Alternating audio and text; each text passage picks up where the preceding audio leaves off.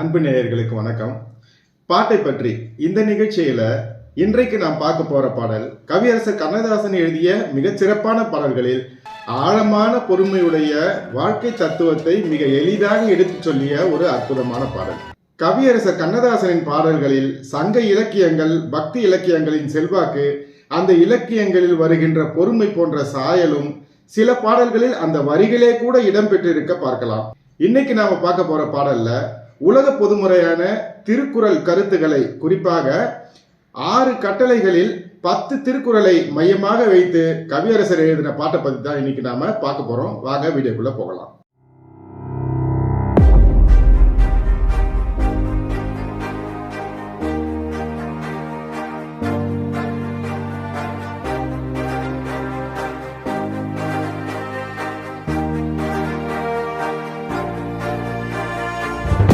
இந்த வீடியோவை முதல்ல இருந்து கடைசி வரைக்கும் கவனமா பாருங்க.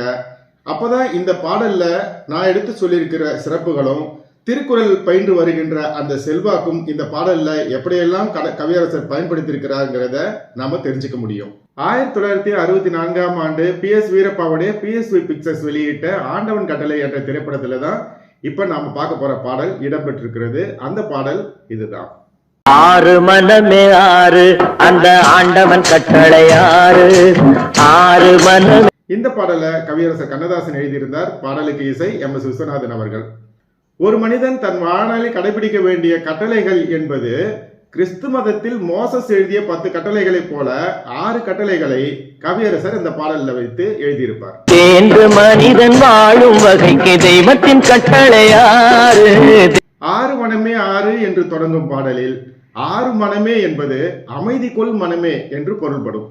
வாழ்வின் இன்பத்தினையும் ஆசைகளையும் தேடி தேடி அலையும் மனமே அமைதி பெறு என்பது இந்த பாடலின் உட்கருத்து.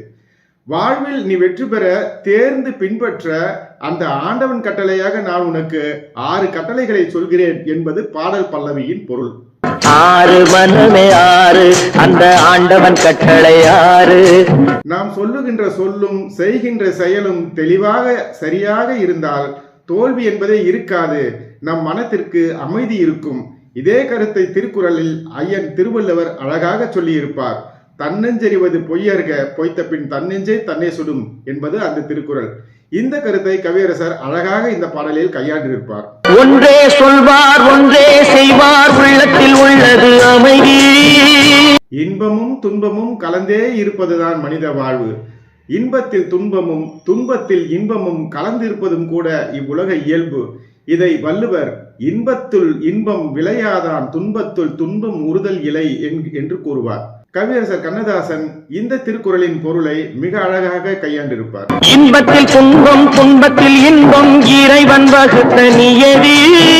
வாழ்வில் எந்த நிலை வந்தாலும் உண்மையை பேசியும் உயிர்களுக்கு நன்மையை செய்தும் வாழ்பவனை இந்த உலகம் போற்றும் என்பது திருக்குறள். இன்சொலால் ஈத்தளிக்க வல்லார்க்கு தன் சொலால் தான் கண்டு அனைத்து உலகு என்று கூறும்.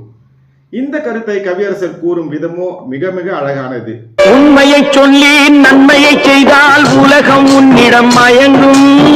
வாழ்வில் தோல்வி வரும்போது துவண்டு விழுவதும் செல்வமும் வசதியும் வந்தால் ஆணவம் கொள்வதும் மனித இயல்பு. நம் நிலை உயர்ந்தாலும் அடக்கமாக இருந்தால்தான் நல்ல பண்பு என்கிறது திருக்குறள். நிலையின் தெரியாது அடங்கியான் தோற்றம் மலையினும் மான பெரிது என்பது திருக்குறள். இந்த கருத்தை கவியரசர் எப்படி கையாண்டிருக்கிறார் என்பதை பாருங்களேன். நிலை உயரும் போது பணிவு கொண்டால் உயிர்கள் உண்மை வணங்கும். மனிதனுக்கு பகையான குணங்கள் 3: ஆசை, கோபம், களவு. இந்த குணங்கள் மனிதனை மனிதனாக இருக்க விடாமல் மிருகமாக மாற்றிவிடும். உள்ளத்தால் உள்ளலும் தீதே, பிறன் பொருளை கள்ளத்தால் கல்வேம் எனல் என்றும், சினமென்னும் சேர்ந்தாரை கொல்லி இனமென்னும் ஏம புனையை சுடும் என்றும், அழுக்கார் அவா வெகுளி இன்னா சொல் நான்கும் இடுக்கா இயன்றது அறம் என்றும் திருக்குறள் இதை வரிசைப்படுத்தும். இந்த கருத்துக்களை ஒரே வரியில் மிக அழகாக கவியரசர் சொல்லியிருப்பார். ஆசை கோபம் களவு கொள்பவன் பேச தெரிந்த உயிர்களிடத்தே அன்பு செய்தல், செய்த நன்றியை மறவாது இருத்தல், பிற உயிர்களிடத்தில் கருணையாக இருத்தல், இந்த 3 மனிதனை தெய்வமாக உயர்த்தும் பண்புகள் என்கிறது திருக்குறள். அன்பின் வழியது உயிர்நிலை, அக்திலார்க்கு என்பதோல் போர்த்த உடம்பு என்றும், என்னன்றி கொன்றார்க்கும் உய்வுண்டாம் உய்வில்லை செய் நன்றி கொன்ற மகற்கு என்றும் கண்ணோட்டம் என்னும் கழிப்பெரும் காரிகை உண்மையான் உண்டி உலகு என்றும் வரிசைப்படுத்துகின்ற திருக்குறளின் இந்த 3 கருத்துக்களையும் மிக அழகாக ஒரே வரியில் கவியரசர் சொல்லியிருப்பார். அன்பு நன்றி கருணை கொண்டவன் மனித வடிவில் தெய்வம். மனிதனை மனிதனாக மட்டுமின்றி தெய்வ நிலைக்கு உயர்த்துவதற்கு தேவையான 6 கட்டளைகளை, ஆழமான வாழ்க்கை தத்துவங்களை திருக்குறளின் வழி நின்று வெளிப்படுத்துகின்ற இந்த பாடலை ஒருமுறை கேட்டு பாருங்கள். பார்த்துவிட்டு உங்கள் கருத்தை இந்த வீடியோவோட கமெண்ட் பண்ணுங்க. அடுத்த வீடியோவில் நாம வேற ஒரு பாட்டோட சந்திக்கலாம். வணக்கம்.